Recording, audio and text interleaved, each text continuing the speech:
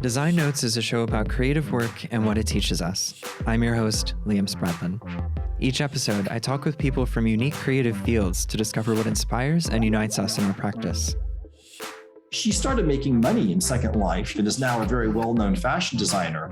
But for her, it was also this huge emotional thing of being able to reconnect to a career that she thought she would have to get rid of forever because she could no longer hold a needle or do that kind of stuff.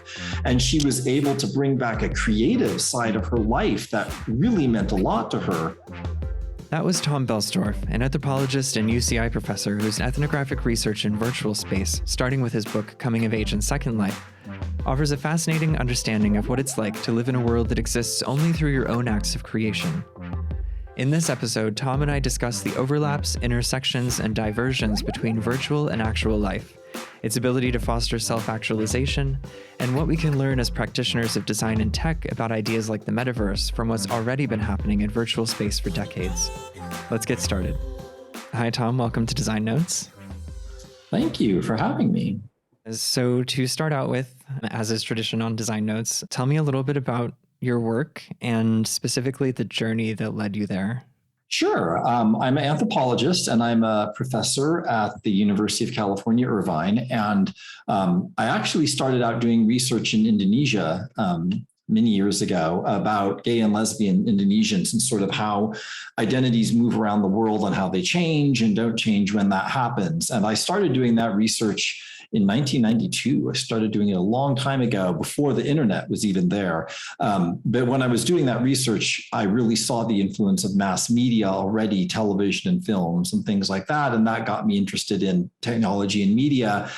And after doing that research for about 15 years in Indonesia, I thought, I'll try something a little different. And so I had that interest in technology and so got interested in virtual worlds. And this was in the early 2000s when they were just getting started and thought, what would happen if I tried studying virtual worlds using the same approach that an anthropologist uses when they go to Indonesia or anywhere else trying to understand a culture. How is it different or similar? How does it work? And so I sort of tried that out as an experiment and it worked really well. And there you have it. And so for a while now, I've been doing research, digital anthropology, research about the internet. So I've been very lucky to have a career where I get to do all kinds of different stuff. And I'm getting ready now to sort of come back to virtual worlds and do a research project on the anthropology of the metaverse, people are calling it nowadays, and looking at some things that are going on around that. It's striking to me when you characterize your work before virtual worlds as exploring kind of the nature of identities and how those shift and change in different regions of the world, that studying a virtual world must kind of explode that concept. It is interesting. In some ways it explodes it, but one thing that has always surprised me studying virtual worlds is that a lot of it isn't that different. And so, seeing a film or a movie or getting an idea of a concept from somewhere else in the world and transforming it, like in the case of Indonesia, which is the fourth biggest country in the world, that's been going on for hundreds, thousands of years. Indonesians are almost 90% Muslim and many of the others are Christian or Buddhist. Those all came from elsewhere. The idea of the nation state came from elsewhere, being a nation, and so many ideas, and that happened in the US as well. And so, humans have always been very translocal, like ideas and things have always flowed and moved. And sometimes that's because of people moving, but sometimes ideas can move when people don't. And that is something that, with the virtual world kind of thing really gets transformed in really interesting ways. And one thing that is sort of exploded, or one thing that is truly different, is the difference between an idea moving from one place to another physically, whether that be aided by radio or movies or internet, compared to an idea taking form in the internet itself, right? And that is something different because a movie or a book is really interesting, but we can't talk there together. But right now we're talking. And so there is something really cool that happens with the possibility for those kinds of virtual spaces, for sure. That's something that's really interesting to study. Okay, I wanted to get into that more, but first I want to back up and just define a couple of terms as we get into this conversation. So first, how would you characterize a virtual world or virtuality in general? Yeah, that's a really good point. So, right now, especially in this sort of new era of metaverse hype that we're in, virtual gets used in two different ways that are actually very different. And so it's important to keep those separate, but also look at areas where they overlap. So one is VR, virtual reality, which means the goggle kind of Oculus Rift thing where you see things in 3D, and that's really cool. And, whatever, the technology is improving. But you can do VR without the internet at all. You could have a flight simulator on your computer, on your laptop, if it's not even plugged into the internet. So virtual reality is about an interface, right? It doesn't have anything to do with being online at all. You can do it, unplug your computer from the internet, turn off the Wi-Fi, and you could do VR with any kind of game that you're playing or a flight simulator or something. And so that's what virtual reality means. Virtual worlds means a shared online place where, this is a picture of my house in Second Life, one of my houses in Second Life, where if I shut off my computer and I come back the next day, it's still there because it's on the cloud, right? It's a shared place online. That's what a virtual world is. And that's different from a social network site. And we even see that in English where we say that you go on Facebook, but you go in Minecraft or Fortnite or something like that, Second Life. Many of the early virtual worlds were text-based. You don't even need VR. You don't even need graphics. They can just be text where it would say, Tom walks into a room. The room has 3 chairs and a table. And for instance, when some disabled folks with visual impairments use Second Life, they use readers that read it out as text, right? So even nowadays. So you can have VW, you can have a virtual world without VR, and you can have VR without VW. One's about interface and one is about shared place. And so it's confusing because those are two pretty different meanings of the word virtual. Now, part of the whole metaverse thing is the kind of Venn diagram where you can have a virtual world that uses VR. Super cool, as long as you don't get nauseous or whatever. And so you can combine them, but you don't have to. And it's actually pretty clear that most people don't. And I don't think the future of the metaverse is that they're always going to come together, right? Which is sort of a matrix idea, because that's why so many companies are doing all of the AR augmented thing where you can still sort of see through if you wear the glasses, because it's clear that having that kind of 360 immersion in a virtual world can be super cool, but probably not all day long, at least for most folks. Right. Out of curiosity, what do you think the implications would be of widely adopted augmented reality in the actual world? It's so hard to say because so often with these kinds of things, companies will come up with use scenarios, and then what people actually do with it is so different. And if you look at the history of technology, which I'm very interested in, you see that when, the iPhone first came out, people thought you'd hold it up and talk on it. And everyone was worried about brain cancer, and people didn't really even think about apps or, that it'd be connected to a watch or whatever. And so, so often uses are emergent, right, from new technologies. And so there's a whole bunch of predictions out there, but if history is any guide, they're mostly going to be wrong. And the really cool stuff, we're going to really want to sort of be watching to see what it is that folks do with these things. The big warning around all of this stuff is that you could have this stuff being largely developed by governments or nonprofit organizations, but that's not the world we live in. We live in the world where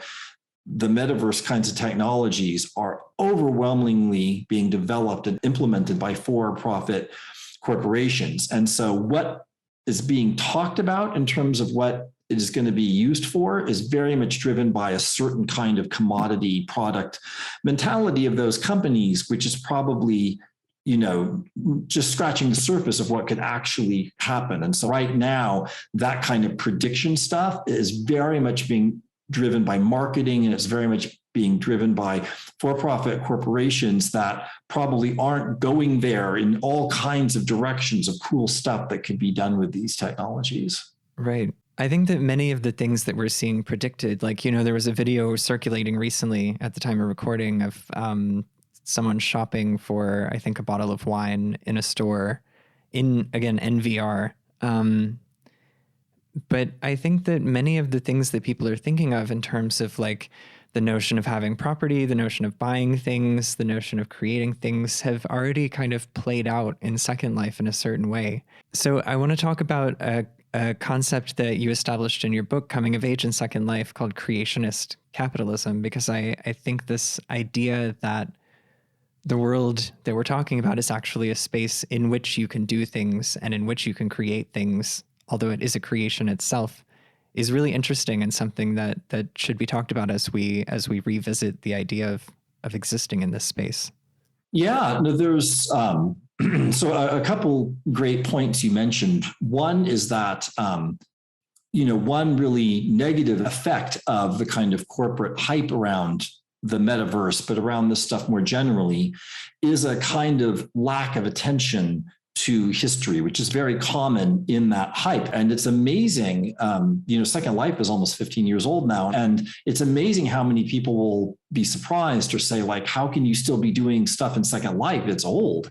And no one ever asked me that about Indonesia. No one ever says, why do you still, go to Indonesia? Why are you still interested in Indonesia? Indonesia is really old, right? You should only be studying new things. And that idea that we're only interested in what is new or big is definitely coming out of that hype of the industry that sort of can damage our research agendas in that way. And this idea that people will often ask about, is this going to take over and have 1 billion users, or should we just pack up and go home, without any idea of sort of a middle ground, is also, I think, damaging, because there's like so many interesting things going on, let's say with virtual worlds, that have between 500,000 and 5 million active users. That's a lot of people. But part of the sort of hype cycle is, if you're not going to hit 1 billion, then, I don't care. And so I think thinking about looking at the whole range of things that people are doing online, not only the top 2, is very, very important, because often a lot of pioneering and interesting stuff is happening in smaller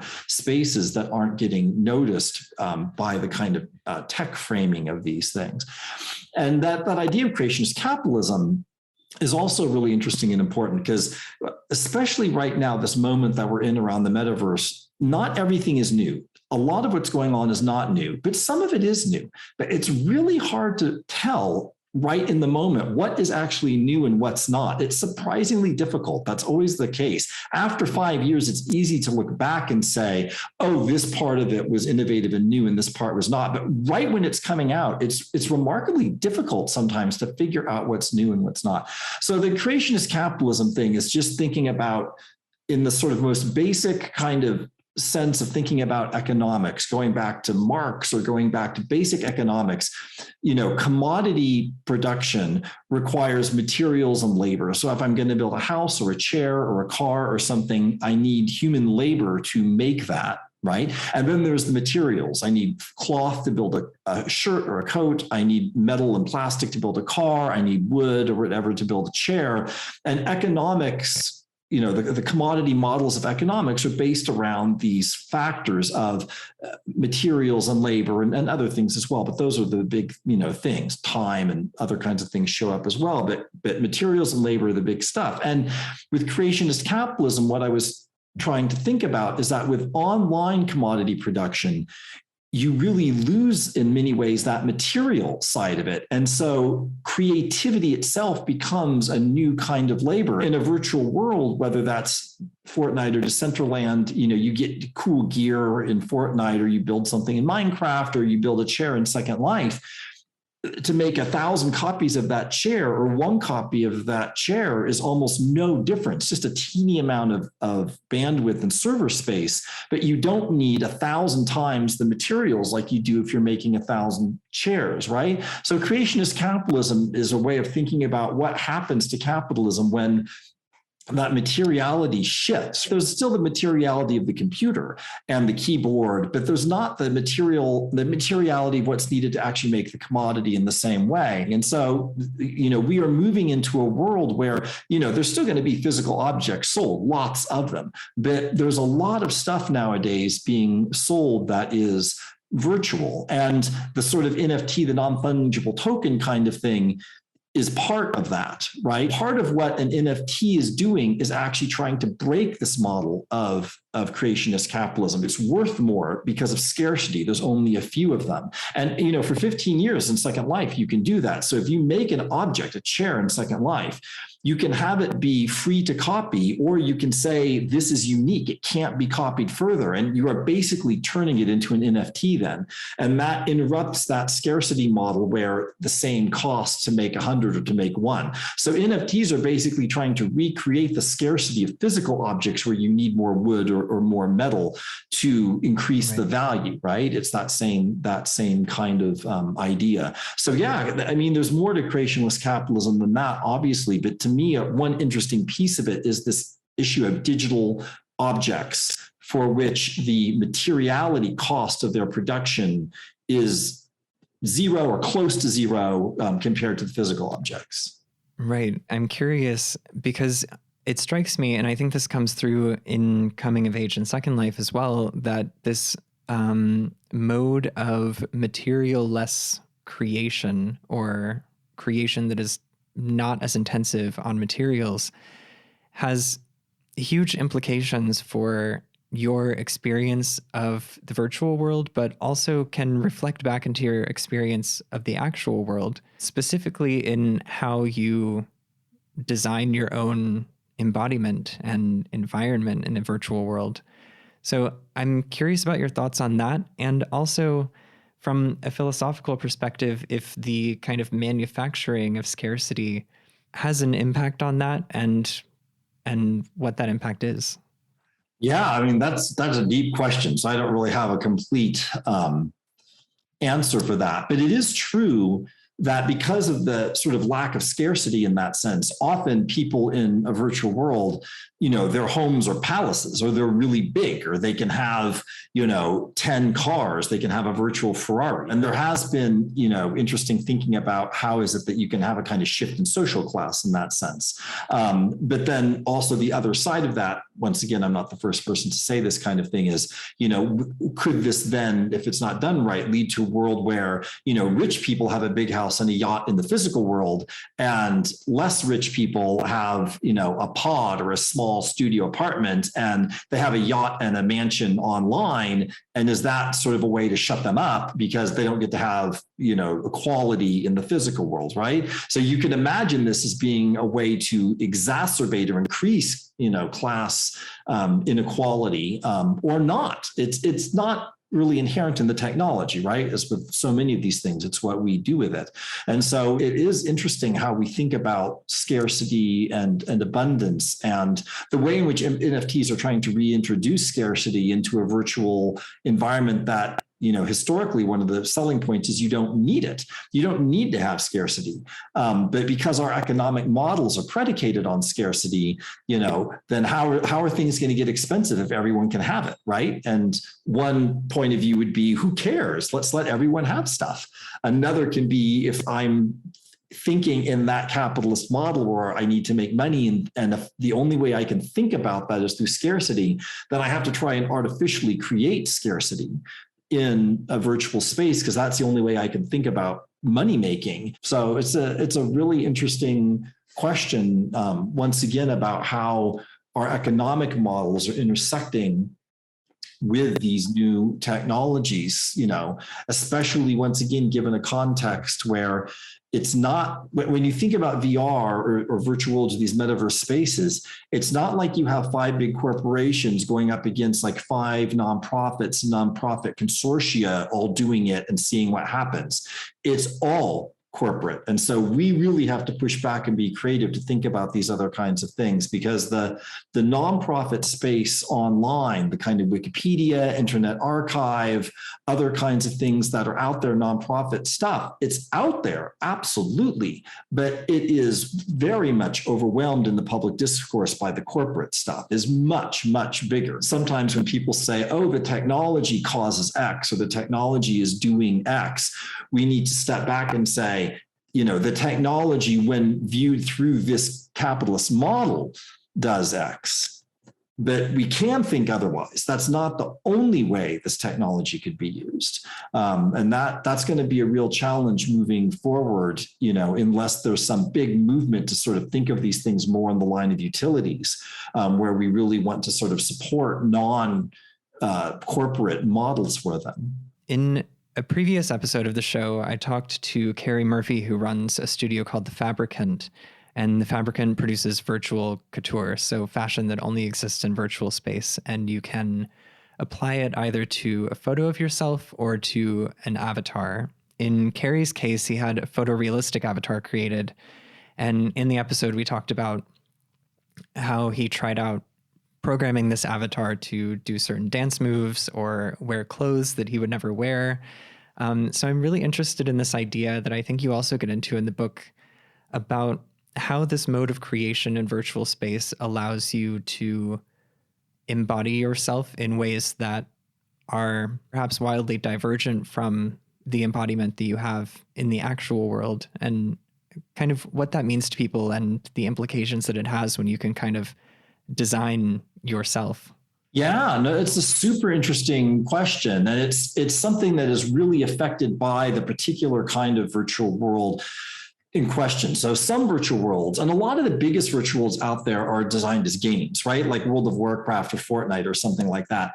And often in those virtual worlds, there are fairly strict limits placed on your avatar embodiment. If you are in a Star Trek virtual world, you can't be a hobbit. And you can't be Darth Vader because it's supposed to be Star Trek, not Star Wars, right? And so there are limits. And often in those spaces, avatar customization is often more about clothing or weapons, gear, stuff like that. And then there are virtual worlds that allow you to look almost any way that you want. And so in a virtual world like Second Life, you can be photorealistic. You can also be a refrigerator or an animal or a ball of light or a different gender or between genders or a dragon. So, some of them are very open-ended and some of them aren't. So that has an effect.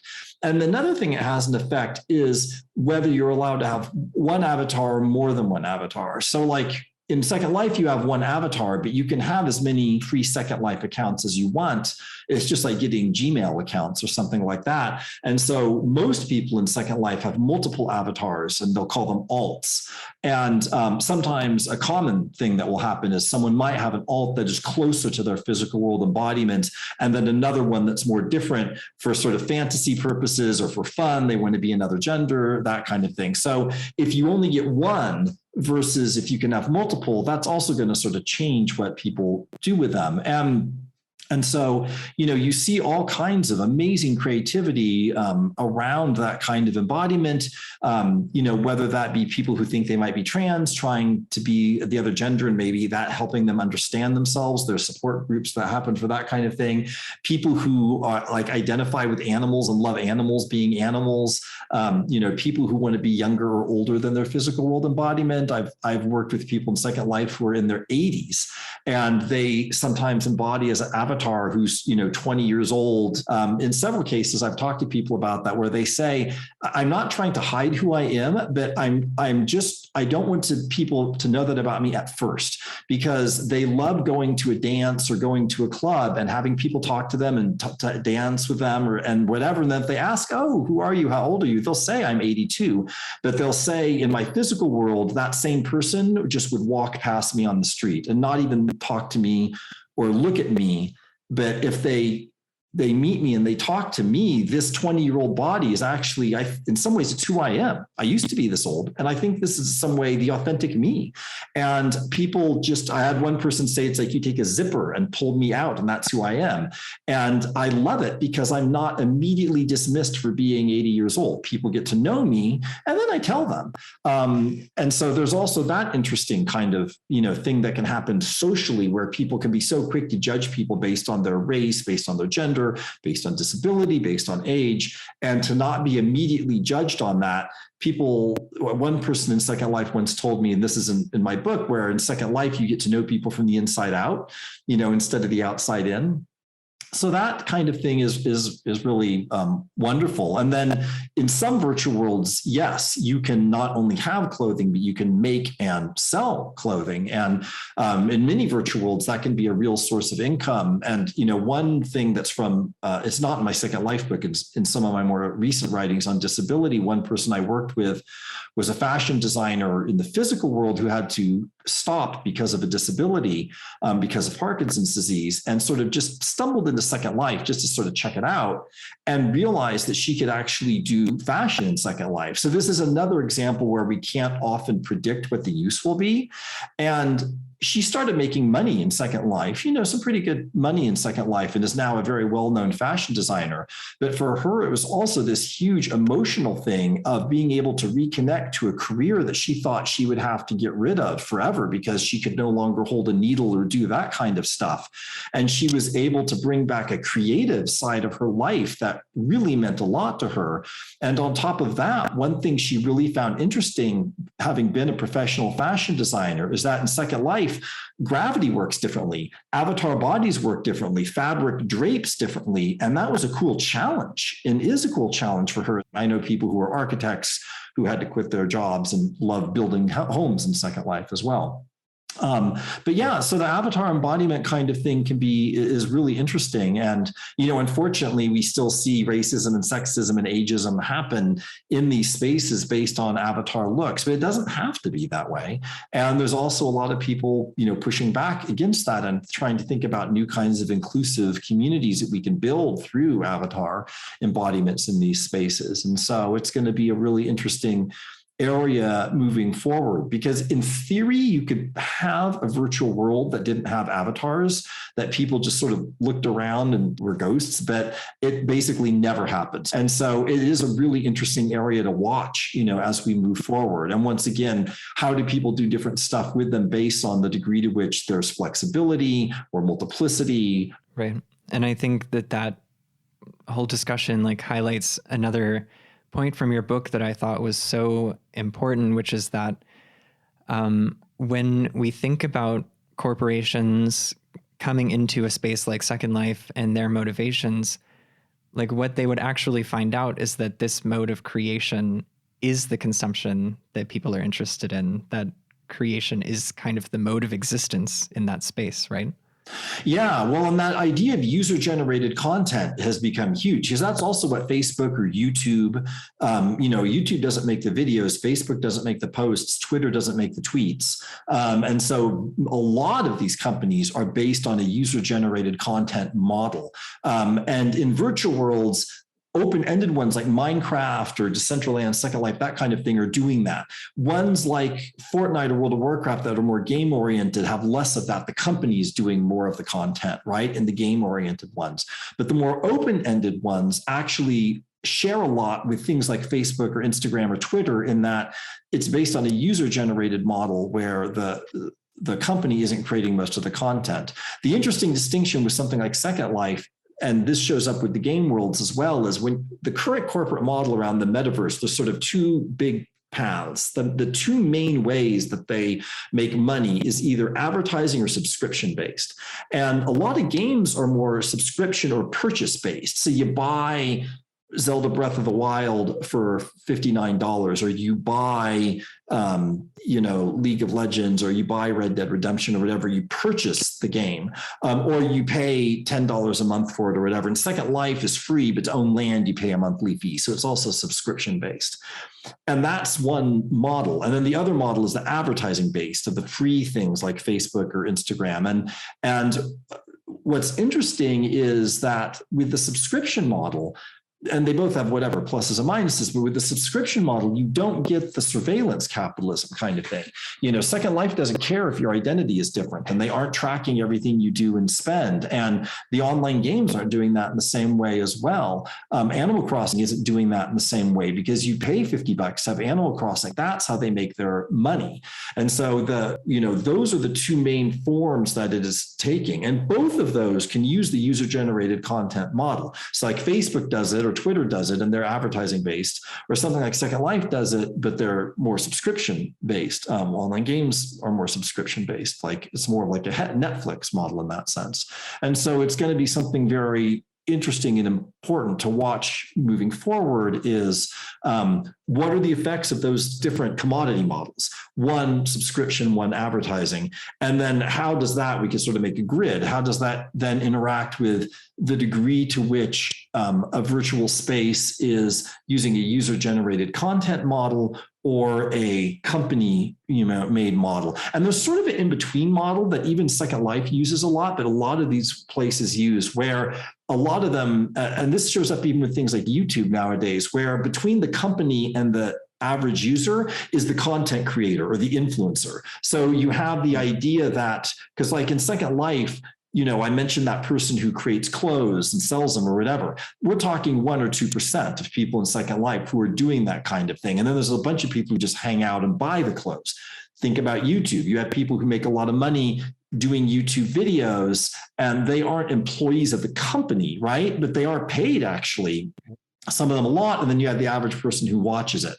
So that you have a kind of hybrid third model that is showing up in a lot of these spaces where it's not the company making it the stuff, like Nintendo for Animal Crossing. You get the rollout of the new content they're making, or the user, the average person making everything like tweets or Facebook posts, where you have this in-between kind of semi-professional position of the content creator or influencer who's not an employee of the company, but in many cases is paid by the company or by the users, and often ends up creating most of the core content. So the company doesn't have to, and the average user doesn't either. And it's sort of the average user that sort of levels up. Maybe they get into it and they become content creators. So it's interesting how that model has also emerged as a third model. And how will these different models shape what happens socially is a really interesting area to be looking out for as we're sort of watching what happens with these things moving forward.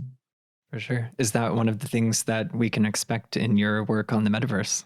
Probably. I mean, I'm still sort of figuring out where I will go with that. But all these things I'm mentioning are things that I probably will be looking into. What are the different models out there? What are some unexpected models that are out there? What are some possibilities that we can look at with these things? Because Jaron Lanier, who's a very well-known, sort of coined the term virtual reality, in one of his books talks about the idea of lock-in, that, we still type HTTP for a website, or we still talk about a desktop with folders and that kind of thing. And that, once a format gets locked in, it can be influential for years and decades. And so it can be really important to be asking these kinds of questions and doing this kind of research now, while the stuff is a little more unstable and emerging, and we can try to steer it and think about how can we do it better, rather than wait until things get locked in and one format or one company wins out. And then we see now with things like Facebook, where it's way more difficult to change it once it is so dominant and locked in that it's hard to imagine an alternative, and it's hard to imagine how it would be implemented, even if we imagine it, once something has become so dominant. And so, I think it's really important to be having these conversations and thinking about these possibilities while things are still a bit more emerging and unstable, and there's the potential to steer the conversations in ways before that kind of lock-in happens.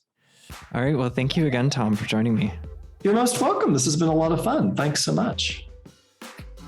You can subscribe to Design Notes on Google Podcasts, iTunes, Spotify, or wherever you listen to podcasts so you never miss an episode. In the meantime, follow Design Notes Pod on Twitter and let me know your thoughts. I'd love to hear your feedback, suggestions, and guest recommendations as we get started on Season 2. Also, leave us a rating on iTunes or Spotify if you're liking the show. Until next time, thanks for listening.